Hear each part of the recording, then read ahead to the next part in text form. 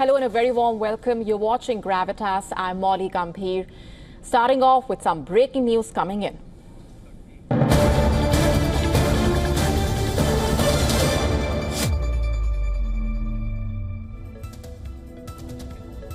And with more tariffs and more threats, the White House is once again using a rather familiar playbook: bullying and deflecting responsibility for the West's failures in Ukraine. In fact, in a dramatic move, US President Donald Trump has slapped an additional 25% tariff on Indian goods in a bid to try and punish India for buying Russian oil. You heard that right. Donald Trump has imposed an additional 25% tariff on Indian goods, and the move comes hours after talks between Washington and Moscow over the Russia-Ukraine war failed to actually yield a breakthrough. And the new levy, which will be stacking on top of a 25% country-specific tariff, is set to be implemented overnight, will take effect within 21 days. 21 days. Remember, Donald Trump has given Moscow an August 8 deadline to reach a ceasefire or face potential sanctions. He has threatened trading partners with so-called secondary tariffs to discourage purchases of Russian energy. But here's the deal. This is not about oil. This is not about what India does and does not do.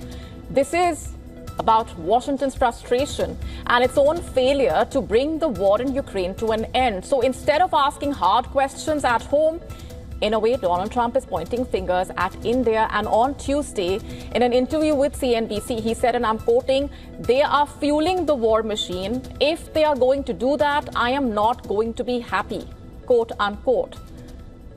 But let's be clear here. India is not fueling the war in Ukraine, just like India did not close the door on trade talks. In fact, India was open to talks. New Delhi has consistently engaged Washington, negotiating trade terms in good faith. But what did India get in return? A tariff hike, no deal, and more threats. In fact, India, a longtime partner of America, has been clear from day one of the Russia-Ukraine war. India's policy on the Ukraine war has not changed. India is on the side of peace. You look at any quote, any news report, any soundbite, from bilateral meetings to multilateral summits, you will find India consistently uttering these words on the Russia-Ukraine war. India is on the side of peace, and India has offered to help talk and also supported de-escalation of the tensions over the war. But instead of acknowledging that, Donald Trump is trying to twist New Delhi's arm, hoping a trade war with India will somehow end a war in Europe. Calling it what it is, an unfair, dangerous tactic that punishes India for making economic decisions based on its own national interest. In fact, India is the world's third largest oil consumer. Its economy depends on affordable energy to grow and uplift over 1 billion people. And Russian crude sold at a discount makes economic sense. And if there was ever a time for a reminder, it is now. In fact, remember, it was Donald Trump himself who forced India to stop oil imports from Iran and Venezuela. Has Donald Trump conveniently forgotten that? Because here's another kicker here. The same Russian oil that India refines is sold back to the West, including the US and the UK. In fact, India's imports are helping stabilize global fuel prices. And Washington has, it seems, conveniently forgotten that. Also, why the sudden moral high ground, and why now? Why India? Because from where we are sitting, it's pretty clear America has failed Ukraine. Trump has failed to get Ukraine and Russia to find peace, and so blaming India is easier than admitting defeat. India's ties with Russia run deep, from defense deals to decades of diplomatic trust. But that has not stopped India from strengthening relations with America as well. And New Delhi has bought more arms from Washington in recent years. In fact, joint Quad partnership stood as a democratic counterweight in the Indo-Pacific. But what about this tariff move? In a way, it threatens to undo all of that. Trump's trade war is short-sighted, it's also dangerous, and India is not a pawn in someone else's war, not a scapegoat for West's problems and failures, and certainly not a country that will buckle under pressure. And if peace is truly the goal here, then it's time that Donald Trump stopped waging trade wars. In fact, in the latest, India has officially responded to US President Donald Trump's latest tariff salvo. The Ministry of External Affairs calling the move, I'm quoting, unfair, unjustified, and unreasonable, quote unquote. And in that strong statement, India says it will take all necessary steps to protect its national interests, making it clear that energy security for 1.4 billion Indians cannot be compromised. Let's go straight across now to Susan Teherani, who's with us, who's been tracking those developments in the United States. Susan, first up, contextualize for our viewers what's happening here.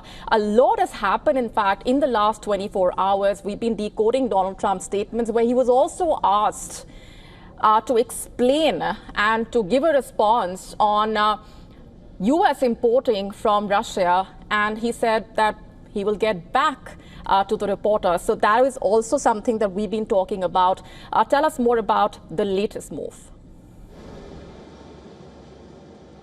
Yeah, and that's where most of the criticism really comes from, is a sort of this perception that the United States and Europe, to a certain extent, is really pursuing a policy of hypocrisy when it comes to dealing with Russia. We have a little more information about what this executive order entails since we got it from the White House. It's 25% ad valorem tariff, which means a tax on the value of goods on all Indian imports here in the United States. And this applies in addition to any existing tariffs. So 25%, that's 50%. As you mentioned, it kicks off 21 days after the order is signed. There are some exemptions, however. It doesn't apply to goods that are already protected under specific national security rules and under certain exemptions in prior executive orders, and certain U.S. foreign trade zone articles admitted under quote-unquote domestic status. However, the order also specifically names the date as September 17th as a cutoff for certain but not all exemptions. Now, this, of course, what does this mean? Well, India exporters may now face a disadvantage in the U.S. market due to this extra 25% tariffs affecting sectors like textile, pharmaceuticals, garments, and IT hardwire. But as you also alluded to, it could also really dampen relations between India and the United States in other areas, especially since India has been such a reliable partner and a counterbalance to China. So again, as you mentioned, a lot of questions at hand, but it all really does come down to how the United States and the Trump administration in particular is sort of left in somewhat of a quagmire when it comes to dealing with the Russia-Ukraine war. Yes, and the U.S. president has expressed frustration with the Russian leader Vladimir Putin multiple times. Tell us more about where things are expected to go from here as far as those talks with Moscow are concerned. Right. So we do know that Steve Witkoff was at Moscow. He held talks with Russian officials. Vladimir Putin himself said that these talks are constructive. How many times have we heard that, considering the fact that just shortly before and after, during these talks, Zaporizhia nuclear power plant was attacked in Ukraine? So the Russia war machine isn't abetting. There isn't any even kind of a temporary ceasefire as these talks go on. One of the concerns that some policymakers, even on the Republican side here, had was that, India is a very reliable partner for the United States, not just in terms of trade, but in other areas.